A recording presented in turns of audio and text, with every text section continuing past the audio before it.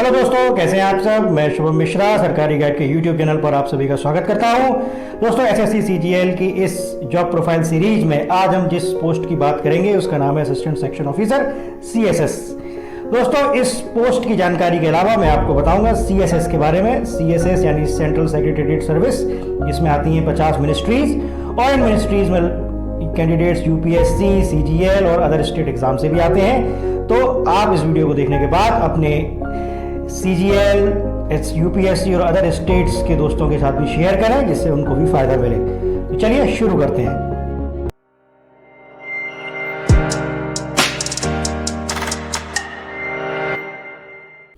Assistant section officer CSS की इस series में सबसे पहले मैं आपको बताऊंगा उसकी जॉब प्रोफाइल, उसके बाद उसकी ट्रेनिंग डिटेल्स, उसके बाद ट्रांसफर लाइबिलिटीज, फिर सैलरी स्ट्रक्चर, फिर प्रमोशन एस्पेक्ट्स, फिर हायरार्की स्ट्रक्चर, उसके बाद एएसओ सीएसएस के जॉब के प्रोस कॉन्स, एक एएसओ सीएसएस की रेटिंग इस जॉब के बारे में, जॉब सेटिस्फेक्शन और कितनी रैंक और मार्क्स पर एएसओ सीएसएस की पोस्ट मिलती है, ये भी हम इस वीडियो में जानेंगे। सबसे पहले बात करते हैं दोस्तों बेसिक इंट्रोडक्शन की। एएसओ सीएसएस दोस्तों आता है सेंट्रल सेक्रेटेरिएट सर्विस के अंडर में। सेंट्रल सेक्रेटेरिएट सर्विस रिपोर्ट करती हैं गवर्नमेंट ऑफ इंडिया को, ये इसका बेसिक है। और बात करें पे लेवल एंड पोस्टिंग की दोस्तों, तो पे लेवल 7 की पोस्ट है, ग्रुप बी में आती है और 4600 ग्रेड पे की पोस्ट है। ये क्या है पे लेवल, क्या है ग्रुप और क्या है ग्रेड पे, बात करेंगे हम आगे की स्लाइड्स में। पोस्टिंग लोकेशन न्यू दिल्ली रहेगी दोस्तों, लाइफ टाइम आपकी। सेंट्रल सेक्रेटेरिएट जिसको हम केंद्रीय सचिवालय, जिसकी बिल्डिंग आप देख रहे हैं, इसमें आपकी पोस्टिंग होगी। एलिजिबिलिटी क्राइटेरिया एसएससी सीजीएल के थ्रू सिलेक्शन होता है। Graduation is the educational eligibility, maximum 30 years age permissible है इसमें।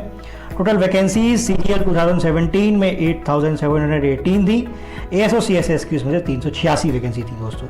लगभग 4% वैकेंसीज एएसओ सीएसएस की होती हैं। तो दोस्तों अब बात करेंगे जॉब प्रोफाइल की।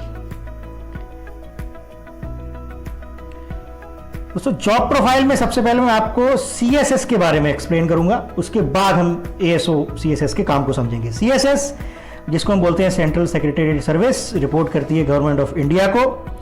और दोस्तों सीएसएस का जो मेन वर्क है वो आम जनता और सरकार के बीच की कड़ी है। CSS is a group of ministries under government of India and it's main work is all the administrative work of related to the government schemes and provide the necessary functionary support to all the government policies and welfare scheme for the common man। और detail में समझते हैं CSS को। CSS is called as Central Secretariat Service. ये होता है group of ministries. अगर अब हम गवर्नमेंट ऑफ इंडिया को देखें तो गवर्नमेंट ऑफ इंडिया ने अपनी मिनिस्ट्रीज को 3 पार्ट में डिवाइड किया है ब्रॉडली। सबसे पहले ministry of defence, railway and MEA, ये 3 मेन मिनिस्ट्रीज हैं। इसके अलावा जितनी भी मिनिस्ट्रीज आती हैं वो आती हैं सीएसएस के अंडर में। लगभग 50 से ज़्यादा मिनिस्ट्रीज सीएसएस के अंडर में आती हैं दोस्तों। More than 50 ministries are under CSS. और इसके अलावा कुछ और मिनिस्ट्रीज बचती हैं like parliamentary affairs, election commission, ऐसी 1-2 मिनिस्ट्री अलग हैं। Otherwise all the major ministries covers under CSS. CSS 4 जगह इसके ऑफिसेज हैं, कृषि भवन, निर्माण भवन, उद्योग भवन और शास्त्री भवन। डिपेंडिंग अपॉन द मिनिस्ट्रीज जो इसके अंदर बैठती हैं उसके हिसाब से भवन का क्लासिफिकेशन है।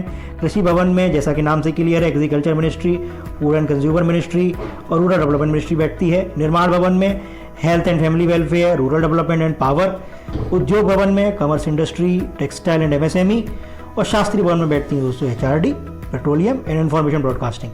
ये एग्जांपल्स हैं, इसके अलावा भी बहुत सी मिनिस्ट्रीज इन बिल्डिंग्स में बैठती हैं। तो सीएसएस दोस्तों हमने समझा एक ग्रुप ऑफ मिनिस्ट्रीज है, लगभग 50 से ज़्यादा मिनिस्ट्रीज के अंडर में आती हैं। अगर हम मेन मिनिस्ट्रीज को निकाल दें, ministry of defence, railway and MEA और पार्लियामेंट्री अफेयर्स, इलेक्शन कमीशन, ऐसी ही 1-2, तो सारी मिनिस्ट्रीज सीएसएस के अंडर में आ जाती हैं। इसको हम केंद्रीय सचिवालय के नाम से आम भाषा में बोलते हैं। अब बात करेंगे दोस्तों एएसओ सीएसएस के काम की। दोस्तों एएसओ सीएसएस का काम एक ऑफिस जॉब है, मेनली ऑफिस जॉब ही है ये। आप जब अपनी ट्रेनिंग पूरी कर लेते हैं तो आपको रैंडम बेसिस पे एक मिनिस्ट्री एलोकेट कर दी जाती है, उस मिनिस्ट्री में जाके आप पोस्ट हो जाते हैं। उसके बाद आपको सिखाया जाता है दोस्तों, सिंस आपका ऑफिस वर्क है तो ऑफिशियल इंफॉर्मेशन को ब्रीफ और प्रिसाइज कम से कम शब्दों में कैसे लिखा जाए ये सिखाया जाता है आपको इस जॉब में।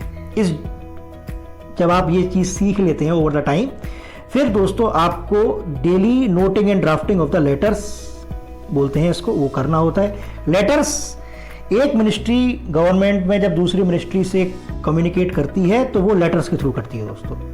वो लेटर, जब कोई भी करस्पॉन्डेंस आपके डिपार्टमेंट में आता है, आप उस लेटर का रिस्पॉन्स मिनिस्ट्री की तरफ से आगे भेजते हैं। इस प्रोसेस को हम बोलते हैं नोटिंग एंड ड्राफ्टिंग प्रोसेस। इसके अलावा पार्लियामेंट्री क्वेश्चंस जो पार्लियामेंट में पूछे जाते हैं आपकी मिनिस्ट्री से रिलेटेड, उनके जवाब आप तैयार करते हैं, वो अपने मिनिस्टर को भेजते हैं। पब्लिक ग्रीवियंसेस को हैंडल करते हैं आप, रिकॉर्ड मेंटेनेंस, ऑफिस रिलेटेड वो सारे करते हैं। आरटीआई एंड ऑफिस एडमिनिस्ट्रेशन, ये सभी काम जब आप ASO CSS पोस्ट होते हैं तो करते हैं। एक खास बात दोस्तों, जैसा कि मैंने आपको बताया कि गवर्नमेंट ऑफ इंडिया और कॉमन सिटीजन, इन दोनों के बीच में आती है CSS। तो ASO CSS act as an intermediate link between parliament, means the ruling body of the government of India, and CSS। उसके ऊपर ASO CSS के ऊपर जिम्मेदारी होती है effectively implementation and monitoring of common public welfare policies that put forward and led by government of India. बहुत सी scheme जैसे कि मनरेगा है, मेड इन इंडिया है, और स्किल इंडिया है, स्किल डेवलपमेंट मिशन है, ये सारी ऐसी तमाम स्कीम्स को इफेक्टिवली इम्प्लीमेंट करना ही ASO CSS के मेन जॉब्स में आता है। और हम बात करें ओवरऑल SSC CGL की जॉब्स के बारे में, तो ASO CSS की जॉब दोस्तों बेस्ट कैडर जॉब है। What is cadre? जैसे कि SSC CGL कैडर होता है, एक UPSC कैडर होता है, इस तरीके का एक ब्रॉड ग्रुप जिसको हम कैडर बोलते हैं। क्यों है ये बेस्ट कैडर? दोस्तों इस जॉब में ASO CSS में आपके सीनियर्स भी SSC के थ्रू ही आए होते हैं, तो एक होमोजीनिटी, एक अच्छी कोऑर्डिनेशन, कैमरेडरी आपको वहाँ मिलती है। दूसरी जॉब्स की अगर हम बात करें, एग्जामिनर है, ASO MEA है, वहाँ पर UPSC से भी आते हैं ऑफिसर्स, ASCGL से भी आते हैं और एग्ज़ाम से भी आते हैं। तो एक अच्छा एटमॉस्फेयर होता है, बट कैडर अलग होने से कुछ डिस्पैरिटी रहती है। वो डिस्पैरिटी इस जॉब में नहीं होती, ये सबसे खास बात है इसकी। इसके अलावा जब आप ASO CSS पोस्ट होते हैं तो आप कम से कम 50 मिनिस्ट्रीज़ के काम से एक्सपोज होते हैं। आपको मौका मिलता है इन मिनिस्ट्रीज़ में काम करने का अपने करियर में। प्रोफेशनल ग्रूमिंग होती है आपकी, आप डेली मिनिस्टर से मिलते हैं, बड़े बड़े अधिकारियों से मिलते हैं, कैसे बात करते हैं, कैसे काम करते हैं, वो आपको सीखने को मिलता है। और आपकी पोस्टिंग केंद्रीय सचिवालय में होती है, जो सपना होता है बहुत से कैंडिडेट्स का, आम लोगों का, केंद्रीय सचिवालय में जाने का, उस दिल्ली के दिल में आपकी पोस्टिंग होती है। ये थी दोस्तों जॉब प्रोफाइल। अब बात करेंगे ट्रेनिंग की। दोस्तों SSC CGL की सबसे अच्छी ट्रेनिंग ASO CSS की होती है। कैसे? देखते हैं।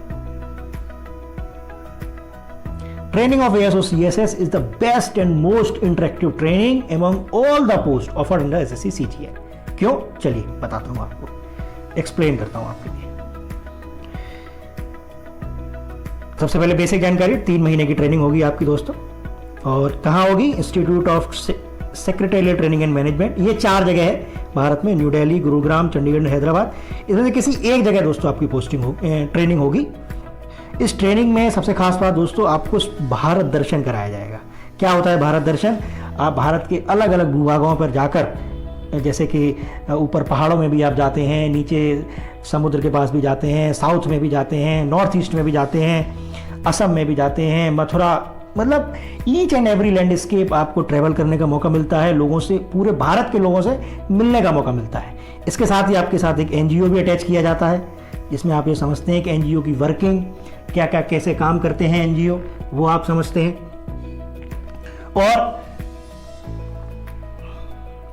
इसके अलावा जब आप भारत दर्शन करके आते हैं तो आपका जो पर्सपेक्टिव होता है लोगों को समझने का, वो काफ़ी खुल चुका होता है। ये फैसिलिटी किसी भी और CGL की जॉब में अवेलेबल नहीं है। इसके अलावा आपको बेसिक रिस्पॉन्सिबिलिटीज़ बताई जाती हैं ASO की। ऑफिशियल नोटिंग ड्राफ्टिंग, जैसे मैंने पिछली स्लाइड में आपको बताया, वो समझाया जाता है। फॉरवर्ड बैकवर्ड रेफरेंस, भी समझाया जाता है दोस्तों। ये एक टेक्निक होती है जो लेटर्स जब आते हैं, करस्पॉन्डेंस आती है, उसमें यूज़ की जाती है। आगे समझेंगे आप। ई गवर्नेंस, जैसा गवर्नमेंट का फोकस है आज कि इलेक्ट्रॉनिक गवर्नेंस हमें करनी है, वो समझाया जाता है। और आपके वेलफेयर की बहुत सी पॉलिसीज़ भी आपको बताई जाती है। दोस्तों ये थी सबसे खास number 1 training SSC CGL ASO CSS की। इसके बाद बात करेंगे ट्रांसफ़र की। दोस्तों ट्रांसफ़र इस जॉब का एक, मैं कहूँगा कि कॉन्स है, नेगेटिव पॉइंट है। ट्रांसफ़र ये जॉब अलाउ नहीं करती है। अगर आप एक बार दिल्ली में पोस्टिंग मिल जाती है तो आप दिल्ली में ही रहेंगे। एक अच्छी चीज़ भी है, बट जो लोग ट्रांसफ़र चाहते हैं उनको इस जॉब को सिलेक्ट करने से पहले सोचना होगा। जैसा मैंने आपको पिछली स्लाइड में बताया था कि CSS के अंदर 50 मिनिस्ट्री हैं कम से कम। उन 50 मिनिस्ट्रीज़ में ट्रांसफ़र होते हैं दोस्तों इंटर मिनिस्ट्रियल। क्या है रूल उसका? After 6 to 7 years by rule आप रोटेशन बेसिस पर ट्रांसफ़र ले सकते हैं दूसरी मिनिस्ट्रीज़ में। इससे जल्दी भी होता है, but on after 6 to 7 years you can be transferred easily. इसके अलावा ये 6 से 7 साल का जो रूल है वो PMO और कैबिनेट सेक्रेटरी में अलाउ नहीं है, वहाँ पे छूट मिलती है। अगर आप PMO या कैबिनेट सेक्रेटरी के ऑफिस में काम करते हैं तो आप उससे जल्दी भी रोटेट हो सकते हैं दूसरी मिनिस्ट्रीज़ में, डिपेंडिंग अपॉन द रिक्वायरमेंट। दोस्तों ये थी ASO CSS की वीडियो नंबर 1 की भी जानकारी, जिसमें मैंने आपको बताया ASO क्या काम करता है, जॉब प्रोफाइल, उसकी ट्रेनिंग जो सबसे खास ट्रेनिंग है CGL की, और ट्रांसफ़र लाइबिलिटीज़। इसके बाद आएगी वीडियो नंबर 2, जिसमें मैं आपको बताऊंगा ASO की सैलरी स्लिप, उसके प्रमोशंस और उसकी हायरार्की स्ट्रक्चर। दोस्तों उस वीडियो को देखना ना भूलें। तब तक मैं आपको बताऊंगा एक सरकारी गाइड का एक बहुत ही खास फीचर आपके लिए, पोस्ट प्रेफरेंस, जो सबसे बड़ी डाउट होती है हमारे दिमाग में, उसी गुत्थी को सुलझाते हुए सरकारी गाइड लेके आया आपके लिए, कस्टमाइज्ड चॉइस फिलिंग्स।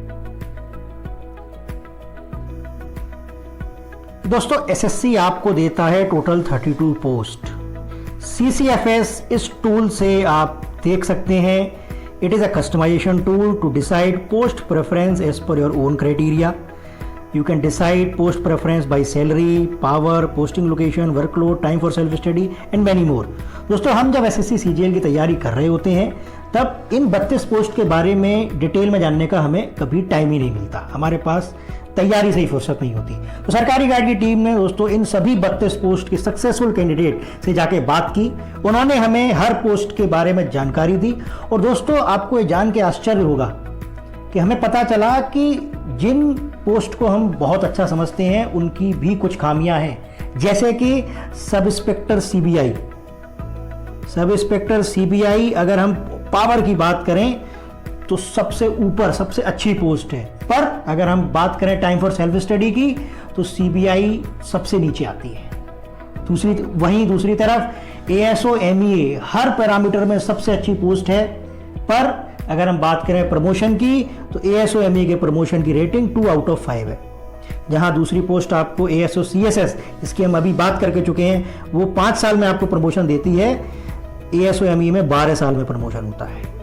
ऐसी ही कई जानकारी हमें पता चली जब हमने अब सरकारी गाइड की तरफ से सक्सेसफुल कैंडिडेट से बात करी। तो हम एक टूल लेके आए हैं जिसका नाम है कस्टमाइज्ड चॉइस फिलिंग सिस्टम। इसमें आपको पोस्ट प्रेफरेंस मिलेगी अलग अलग पैरामीटर के बेस पे, जैसे कि power, salary, post preference as per high social respect, जिसमें सारी पोस्टों को हाई सोशल रिस्पेक्ट के हिसाब से अरेंज करा गया होगा, as per promotion, time for self study, कौन सी पोस्ट फीमेल्स के लिए अच्छी हैं, फीमेल कैंडिडेट्स के लिए, वो आपको बताया जाएगा, पोस्टिंग लोकेशन, एक्स्ट्रा टेस्ट। और इन सब के बाद सरकारी गाइड ने आपके लिए दोस्तों एक ओवरऑल पोस्ट प्रेफरेंस तैयार की है जो इन सभी पैरामीटर को ध्यान में रखकर बनाई गई है। इसको जरूर देखें आप। दोस्तों कैसी है ये पोस्ट प्रेफरेंस का फॉर्मेट, ये मैं आपको दिखाता हूँ। इस तरीके का कुछ फॉर्मेट है दोस्तों, जिसमें आपको बताया जाएगा ये रैंक होगी पोस्टों की 1 2 3 4 5 6 7, इसके रिमार्क्स लिखे होंगे। ये पोस्ट है टाइम फॉर सेल्फ स्टडी की, तो टाइम फॉर सेल्फ स्टडी को डिसाइड करने में हमने यूज़ किया है पोस्टिंग को, कि आपकी पोस्टिंग कहाँ है, आपकी डेस्क है या फील्ड जॉब है, आप ओवर स्टे तो नहीं कर रहे हैं ऑफिस के बाद, जो जॉब का ओवर स्टे नहीं है उसको हमने ऊपर रखा है, वर्क प्रेशर कितना है आपके पास, जिसमें वर्क प्रेशर कम है उस जॉब को हमने ऊपर रखा है, और इन चारों को मिला के हमने टोटल रेटिंग बनाई है। उस टोटल रेटिंग के हिसाब से हमने रैंकिंग डिसाइड की है। तो आप देख सकते हैं बहुत ही कॉम्प्रिहेंसिव तरीके से इस कस्टमाइज्ड चॉइस फिलिंग सिस्टम को बनाया गया है, इसके रिमार्क यहाँ लिखे हुए हैं, मैं चाहूंगा आप इसको देखें और अपनी पोस्ट प्रेफरेंस इसी से डिसाइड करें। तो दोस्तों, कैसी लगी आपको ये वीडियो? उम्मीद है आपको बहुत ही पसंद आई होगी। जाके कमेंट सेक्शन में हमें जरूर बताएं इसके बारे में। हमें सरकारी गाइड के यूट्यूब चैनल को लाइक करें, सब्सक्राइब करें, बेल आइकन को जरूर दबाएं, जिससे कि AS और CSS की अगली वीडियो जिसमें मैं सैलरी और प्रमोशंस की बात करने वाला हूं वो आपके पास पहुंचे विदाउट फेल। अपने साथियों को भी दिखाएं इस वीडियो को। और जब तक मैं दूसरी वीडियो लेकर आऊं तब तक आप मुस्कुराते रहें, हंसते रहें और सबसे जरूरी बात, इस कोरोना वायरस में सेफ रहें। Thank you very much.